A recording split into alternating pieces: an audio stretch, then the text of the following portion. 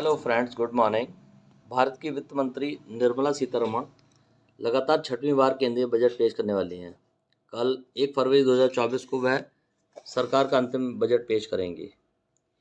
इस बार बजट पर करदाताओं और विभिन्न सेक्टर्स उद्योगों को बहुत सारी उम्मीदें हैं। देखना है कि वित्त मंत्री क्या देती हैं। मिडिल क्लास के लिए कुछ खास होने वाला है या टैक्स स्लैब जस का तस रहने वाला है? क्या करदाताओं को इनकम टैक्स के मामले में सरकार कोई गिफ्ट ऑफर करेगी? करदाताओं को इस बार भी बजट में वित्त मंत्री से विभिन्न राहत की उम्मीदें हैं। अंतरिम बजट में राजकोषीय घाटे को नियंत्रण में रखते हुए भारत आर्थिक विकास को गति देने के लिए बड़ी बुनियादी ढांचागत योजनाओं पर सरकारी निवेश में बढ़ोतरी किए जाने जारी रखने की उम्मीद है। कमजोर वर्ग की खाद्य सुरक्षा जरूरतों को पूरा करने और समावेशी विकास सुनिश्चित करने के लिए गरीबों और कृषि क्षेत्र के लिए सामाजिक कल्याण योजनाओं पर भी बजट में परिव्यय बढ़ने की उम्मीदें हैं। आइए जानते हैं आशीष कमथानी एडवोकेट से बजट में होने वाली किन किन बदलावों पर करदाताओं की और विभिन्न सेक्टर्स के उद्योगों की उम्मीदें बनी हुई हैं, नज़र बनी है। स्टैंडर्ड डिडक्शन की सीमा बढ़ सकती है। दोनों रिजिम पुराने और नए की कर व्यवस्था के तहत वेतनभोगी करदाताओं को 50,000 रुपये की मानक कटौती स्टैंडर्ड डिडक्शन का लाभ प्राप्त है। सरकार 2024 में इसे बढ़ाकर 1 लाख रुपए तक कर सकती है। हाउसिंग लोन इंटरेस्ट की सीमा भी बढ़ सकती है। इस बजट में सरकार इसकी सीमा को बढ़ाकर 2 लाख से 3 लाख कर सकती है। बुनियादी छूट बेसिक एग्जम्पशन लिमिट को भी 2.5 लाख से बढ़ाकर 3 लाख किए जाने की संभावना है।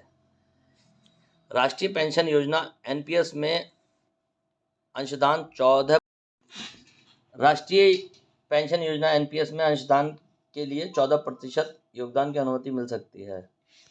करदाता इस बार के बजट से यह उम्मीद कर रहे हैं कि सरकारी और निजी दोनों ही क्षेत्रों के कर्मचारियों को पेंशन योजना एनपीएस में 14% योगदान की अनुमति मिले ताकि उन्हें आयकर में बराबर की छूट मिले।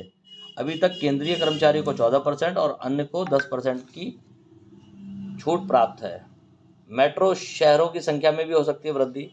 अभी तक आपको पता है कि केवल 4 ही शहर मेट्रो हैं, जिसमें एचआरए पर सेक्शन 10(13)(a) के तहत मेट्रो शहरों के कर्मचारी को एचआरए की छूट की गणना मूल वेतन का 50% होता है। नोएडा, गुड़गांव, पुणे, हैदराबाद और बेंगलुरु भी तेजी से बढ़ते हुए शहरों में से इन शहरों को भी नौकरी पेशाओं की उपेक्षा है कि इन्हें मेट्रो शहरों की संख्या में शामिल किया जाए ताकि उन्हें भी मूल वेतन का 50% लाभ प्राप्त हो सके। पीएम गरीब कल्याण योजना में भी रुपए के आवंटन में वृद्धि होने की उम्मीद है, जिसके तहत 80 करोड़ से अधिक गरीब मुफ्त खाद्यान्न का वितरण किया जाता है।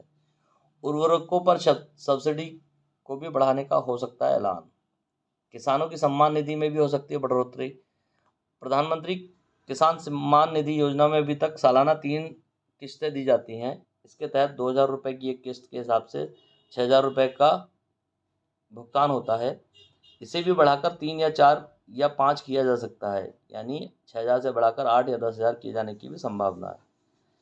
Electronic vehicle EV, digital payment और कृत्रिम बुद्धिमत्ता एआई के लिए भी अधिक उम्मीदें हैं। इलेक्ट्रॉनिक व्हीकल पर भी अधिक डिस्काउंट और छूट की संभावना लगाई जा रही है। भारत का पेमेंट सिस्टम पूरी तरीके से डिजिटल होने जा रहा है। हम लोग यूपीआई से पेमेंट करने में दुनिया में सबसे अग्रणी है। हमारा 3 दिन का यूपीआई से किया गया पेमेंट कई देशों के पूरे साल के पेमेंट से भी अधिक है। इसलिए सरकार उस पर बढ़ावा दे रही है। शीघ्र ही विदेश के कई सारे देश इसके साथ जुड़ने वाले हैं। भारत कृत्रिम बुद्धिमत्ता एआई के क्षेत्र में भी ऊंची उड़ान भरने को आतुर है। इन सभी क्षेत्रों में इस बजट में नए नए ऐलान घोषणाओं की संभावना है। मैंने जैसा समझा आपके समक्ष रखा। कोई त्रुटि रह गई हो तो आप एडवोकेट आशीष कमथानिया को क्षमा प्रदान करें। Thank you. Ashish Kamthania advocate, Rampur से।